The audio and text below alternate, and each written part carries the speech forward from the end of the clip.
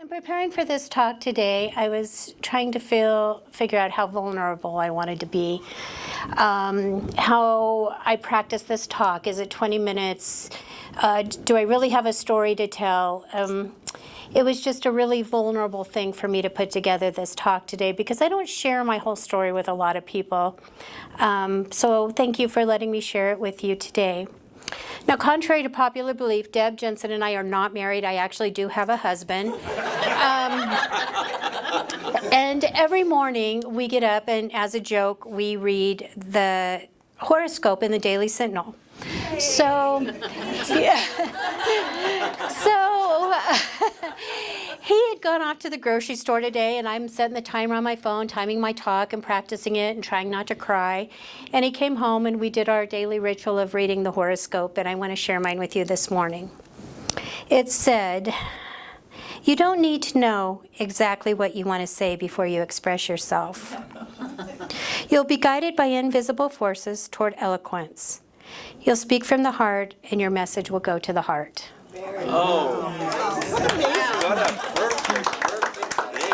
Yes.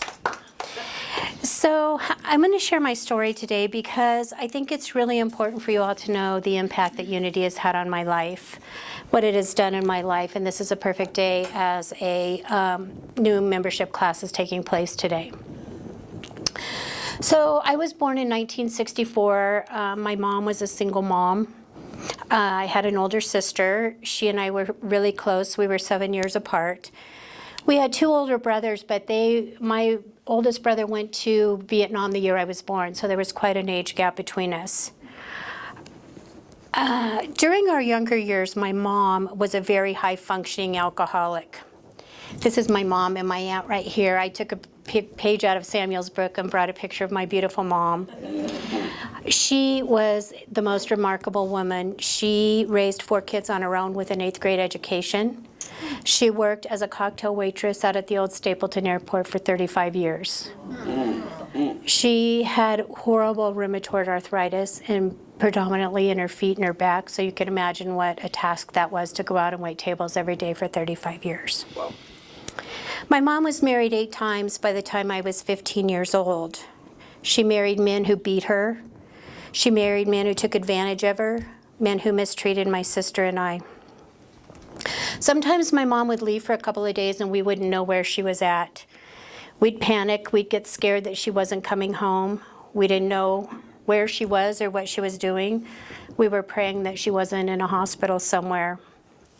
Mostly we prayed that she didn't come home with husband number 9. But this amazing woman, she always came home. My sister and I were so happy when she showed up.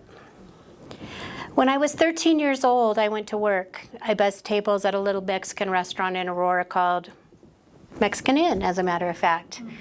I was 13 years old, and I took the bus back and forth across Aurora. And I was so excited when I made more than enough money to pay the bills, and I could actually give my mom the money to go to a beauty shop appointment or buy a pack of cigarettes back then, right? Yeah. We had our priorities. So needless to say, my sister and I, we were raised very feral. And we lived for many years in survival mode. You just do when you're raised in an environment like that. In my 20s, I was a single mom. I had 2 beautiful children, but I did not know what I was doing. They did not come with manuals. I did not have an example of what I was doing. So I started turning to traditional religion.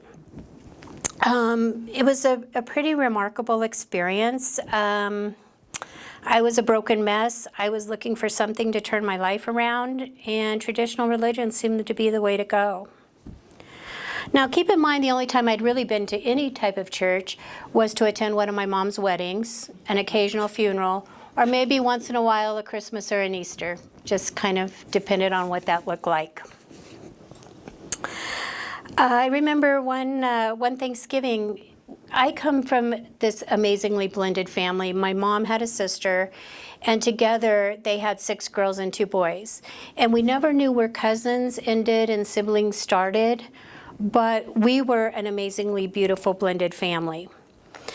So one Thanksgiving, we were sitting around the table. Now, mind you, have you ever seen those commercials when they have all the Vikings and they're really, and they're, chewing on legs and they love each other immensely, but they're throwing rolls across the table? Well, that's my family. So my aunt asked my son what he'd been up to, and he says, "Oh, Auntie, the usual, going to school, playing sports, going to church." And the room got deathly silent. And they all looked at me. And they looked at my son, and he said, "Yeah, we go to church, and my mom steals the Bibles." Kid you not, that's exactly what that kid said. And I said, "Travis, I don't steal the Bibles. I borrow the Bibles. They go back the next week." Now, little did the little shit say, but the week before that, he had stolen all the cookies out of the fellowship hall when he got up to go to the bathroom. So, quid pro quo here, kid.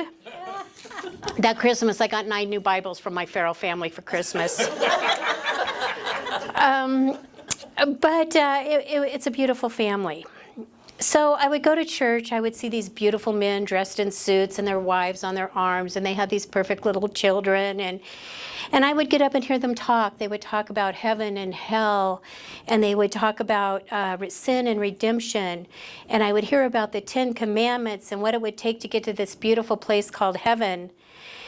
And I started reading these Bibles that I borrowed from the church.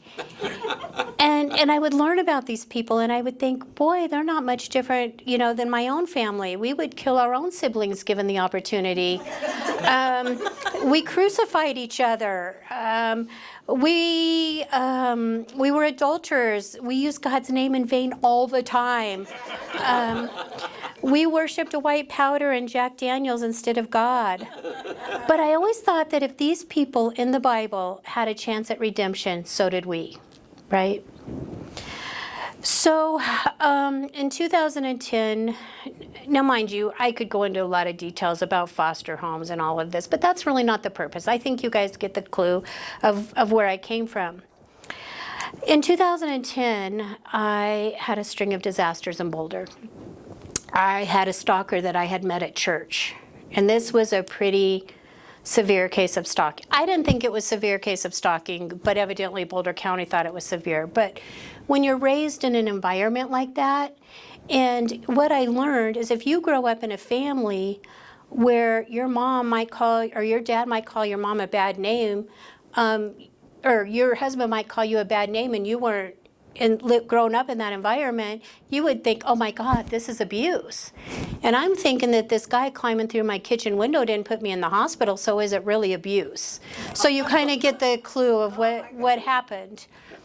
So this, I kid you not, every time that man broke into my house, the church would bail him out. Oh. Yeah. He broke down the front door of my house one time, and he was bailed out of church, and nobody showed up to fix my door. So based on that, I lost my job. My workplace didn't think it was right for me to have a job there. I was putting my coworkers in danger. So I lost my job, lost the place I was living at, and I moved to Texas. Don't judge. It was a lapse in judgment. I came back. I've done it. We have lapses. Yeah. So I moved home, and I did not have a dime to my name. I kid you not. By some act of God, $100 worth of gas got me from Houston, Texas to Hugo, Colorado, where my best friend bought me the gas to get to Denver. So I was sleeping on a friend's couch, and I had always heard about Boulder Unity, and I thought, well, maybe that's a place for me. So I decided I was going to check it out. So have any of you ever made the wrong turn and all the right things happened?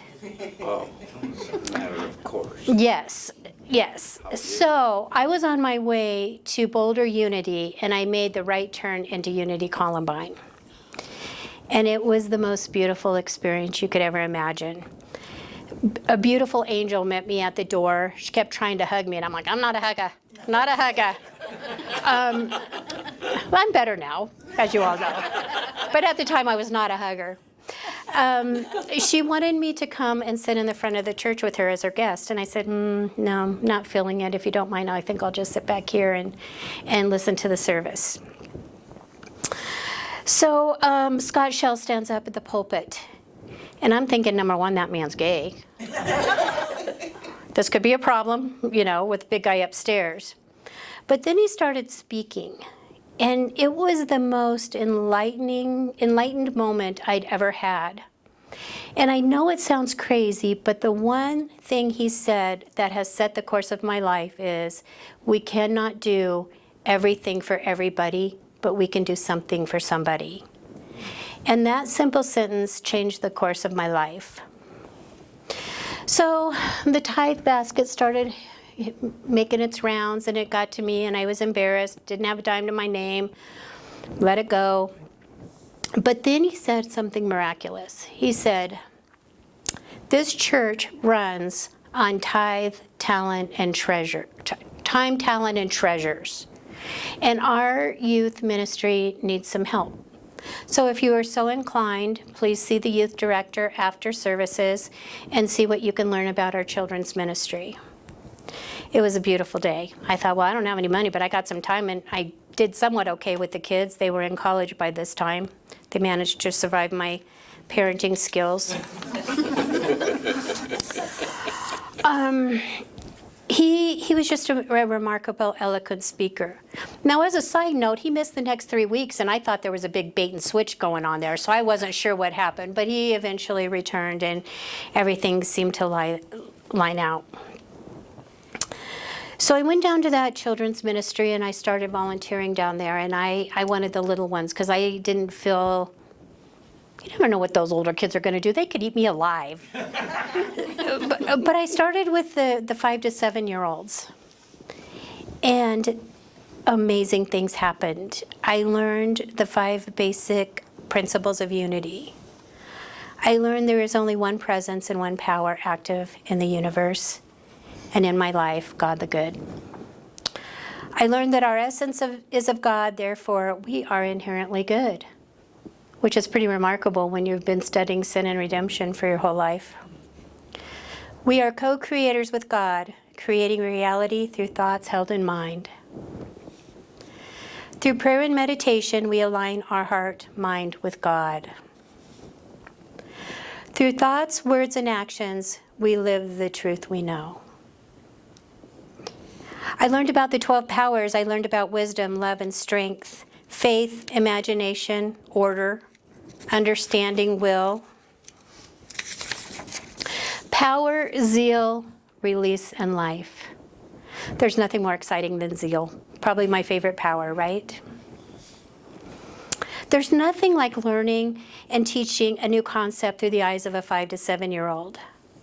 It was an eye-opening experience. I learned about the powers, the months, the what are those dudes? Disciples. I still can't find Bartholomew, but we'll have that conversation another time.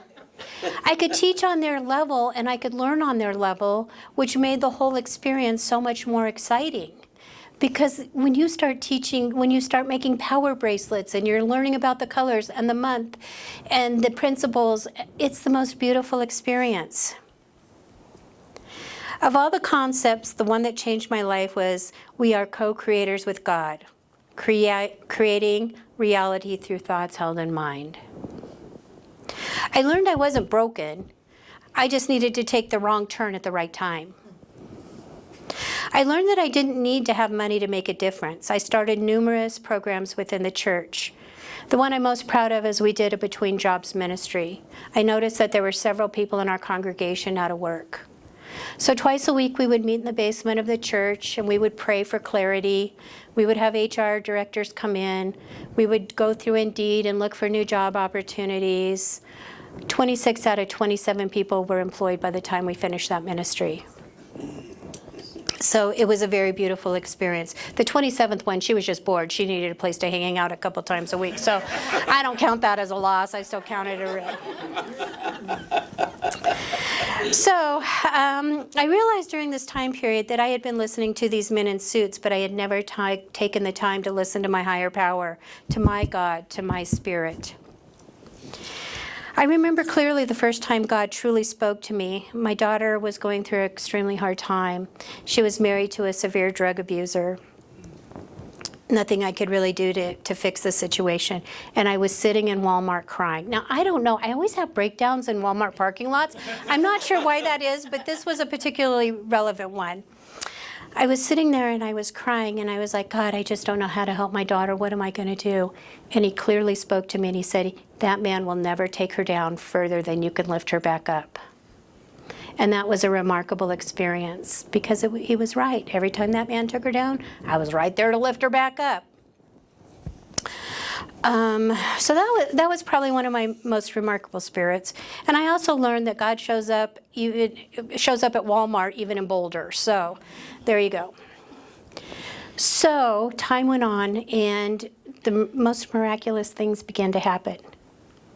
I had this dream, you know, when you're going through life and you're like, gosh, I just wish I could pay off these bills. I wish I could be debt free.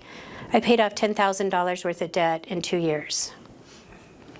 I wanted to pay cash for my daughter's wedding, so I took on a third job, slept on people's couches, got up at night, checked on them, and I paid cash for my daughter's wedding. Now, the most beautiful thing about this, and I'm not going to be really spiritual at this point, but I have a really cheap ex-husband. And when he told me he wasn't going to pay for the wedding, I told him that was just fine, because it just depended on who was walking her down the aisle. So believe you me, he wrote a check pretty quickly. I wanted a home of my own, a place that I could feel safe, that I could be proud of, and I purchased a townhouse within 18 months of coming back from Houston. But it's not all about the money. One night I was having a conversation with God, and I said, look, I don't know if I ever want to date again. I'd been divorced 26 years, and I said, but we got to figure this out, God, because I'm not getting any younger. I'm turning 50. So by the time I turned 52, that year I met my husband, Todd. We went on a date. I knew the second time I went out with him that it was going to be a match made in heaven, whether he knew it or not. I was going to marry that guy. And believe you me, it was tough. But in all reality, we can't equate that all to spirit. God helps those that help themselves. Now that comes out of traditional religion, but that still holds true in New Thought. I was working 80 hours a week. I was a logistics manager for an electronics company. I was working as a part-time youth and family ministry director at the church. I was working as a caregiver, sleeping on people's couches at night. I was working my butt off, but I never felt like I was. I always felt like I was doing what I loved for the reasons I loved to get to where I wanted to be. So it wasn't really all about spirit coming in and making things happen. So as time went on, I moved to Grand Junction, married Todd, and I started my business with a $5,000 cash advance on my Discover card. Now, any of you who have ever done that, you know you're taking a leap of faith with the big guy. And I was driving home. I had a client up in the Redlands, and I had been in business for I had just been licensed for about 3 months, and I'm saying, okay, Spirit, we're either going to make this happen or we need an alternative because nothing's moving. And I got a call from a former client, and she says, oh, Diana, I just love you. You took such good care of my husband, and I just want you to be so successful. And I said, Mrs. C, thank you so much, but I got to go. I got a call coming in. It was another agency here in town that was closing down their doors and wanted to know if I wanted to take on their business. So I immediately hung up on them. I called Mrs. C back and told her, stop praying, stop praying. So we've grown substantially since. We now are very, very stable. But anyway, so in the 14 years from walking into Columbine Unity, we own 4 businesses, 2 houses. I no longer have to work 80 hours a week unless I choose to. I'm no longer feral, kind of feral, but not real feral. But I am no longer in survivor mode. I am a survivor.